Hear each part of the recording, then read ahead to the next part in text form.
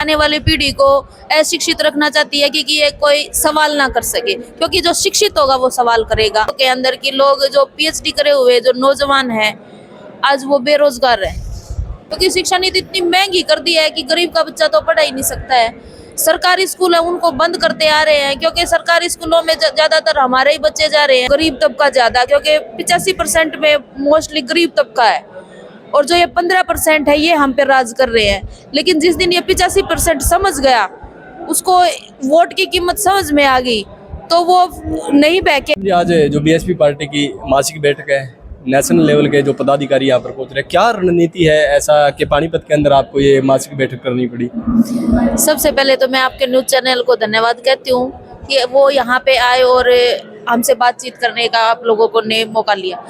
रही आज की यहाँ की मासिक बैठक की, तो देखो हमें हर महीने कुछ न कुछ काम दिया जाता है कि फील्ड में जाओ, लोगों को समझाओ, संगठन की तैयारी करो। संगठन तब तक मजबूत नहीं होगा तब तक हम आगे नहीं बढ़ेंगे। तो हमें पिछले महीने हमें काम दिया गया था कि संगठन को मजबूत करना है, और हर महीने उस संगठन की मजबूती हमने कहाँ तक पहुँचाई, हम कहाँ तक फील्ड में गए हैं, उसकी फीडबैक ली जाती है कि आप लोगों ने वो काम कहाँ तक किया है।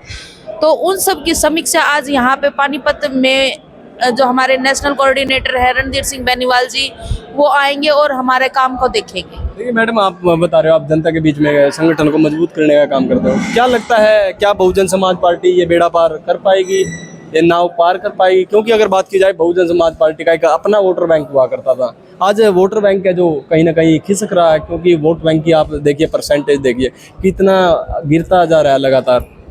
देखो वो कहते हैं ना, जो वोट हमारा पक्का है वो तो है ही, उसको कोई नहीं छीन सकता।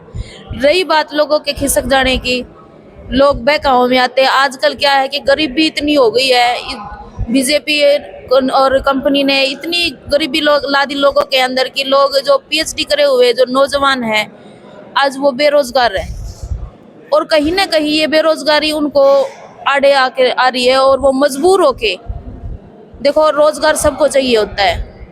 जो बच्चा 80,000 की नौकरी कर सकता है उनको आज 20,000 की नौकरी में ही गुजारा करना पड़ रहा है। तो मजबूरी वश लगा लो या दबाव वश लगा लो, तो वो बीजेपी की तरफ जा रहे हैं, क्योंकि 5 साल में हमें एक बार मौका मिलता है हमारा प्रतिनिधि चुनने का, और उसी टाइम पे हम बहकावे में आ जाते हैं।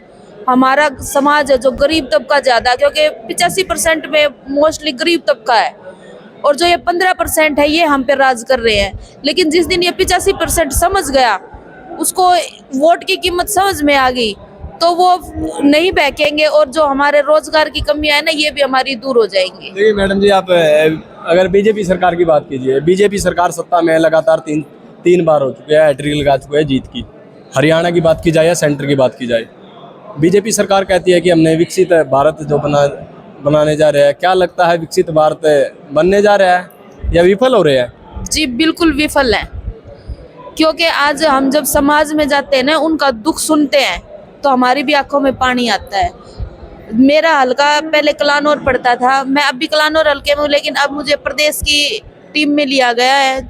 मेरे हल्का कलानौर में जब मैं जाती हूँ ना, वहाँ पे मैं अपने समाज के जो नौजवान बच्चे हैं ना, उनको कोई नशे की हालत में देख के उनको, मतलब वो 30 साल है ना मुश्किल से जी पाते हैं और अपनी जिंदगी खत्म कर देते हैं। आपने ड्रग्स की बात की है, मुख्यमंत्री नायब सिंह सैनी के द्वारा भी साइक्लोथॉन यानी कि ड्रग्स मुक्त हरियाणा जो चलाया गया, साइक्लोथॉन अभियान चला गया है। और एक तरफ आप बता रहे हो, आप अपने ही हल्के की बात कर रहे हो, कलानौर के अंदर जो युवा है नशे की ओर है, मतलब इतने ज़्यादा बढ़ रहे हैं। मुख्यमंत्री ड्रग्स के खिलाफ है, दूसरी तरफ ड्रग्स सरेआम बिक रही है। ये कमी सरकार की कमी है, क्योंकि आज शिक्षा नीति है ना वो इतनी बदतर हो गई है कि बच्चा पढ़ नहीं पा रहा है, और जब तक हम शिक्षित नहीं होंगे ना तो हम नशे की तरफ ही जाएंगे, क्योंकि शिक्षा नीति इतनी महंगी कर दी है कि गरीब का बच्चा तो पढ़ा ही नहीं सकता है। सरकारी स्कूल है उनको बंद करते आ रहे हैं, क्योंकि सरकारी स्कूलों में ज्यादातर हमारे ही बच्चे जा रहे हैं। तो शिक्षा नीति भी इसका एक मेन कारण है। तभी तो हम लोगों को, हमारी आने वाली पीढ़ी को अशिक्षित रखना चाहती है कि ये कोई सवाल ना कर सके, क्योंकि जो शिक्षित होगा वो सवाल करेगा। क्योंकि संविधान में हमारे इतने अधिकार हैं, अगर बच्चा पढ़ जाता है, हम शिक्षित अच्छी तरह से हो जाते हैं, तो संविधान में हमारे पूरे अधिकार दिए गए हैं और हम सवाल करने लायक हो जाएंगे। इसीलिए हमें अशिक्षित रखा जा रहा है। क्या नाम है मैडम आपका? मैं पूनम निंगाड़ा, अलका कलानौर से हूँ और प्रदेश कार्यकारिणी सदस्य।